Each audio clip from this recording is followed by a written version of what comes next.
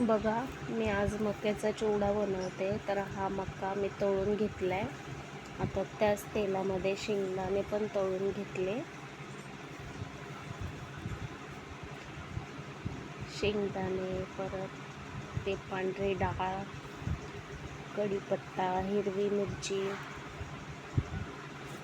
सगळं तेलामध्ये तळून घेतलं.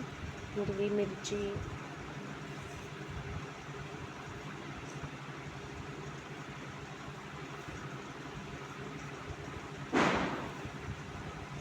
मस्त कढीपत्ता तळून घ्यायचा म्हणजे क्रिस्पी होतो. हे सगळं तळून घेतले.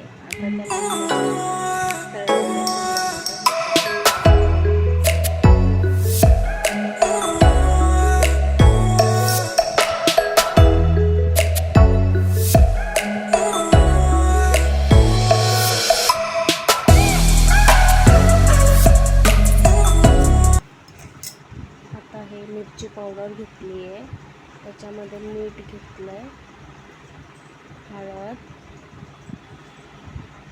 आणि पिठी साखर घेतली आहे. आता हे मिक्स करून घ्यायचं आणि त्या चिवड्यामध्ये टाकायचं. मस्त हलवून घ्यायचं. सगळीकडं मसाला चिटकला पाहिजे. खायला मक्याचा चिवडा खूप टेस्टी लागतो. मला तर खूप आवडतो. हे सगळं मिक्स करून घ्यायचं, चांगलं हलवायचं.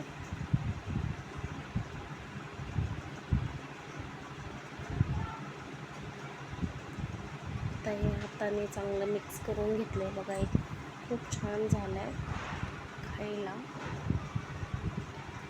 मसाला पण सगळीकडे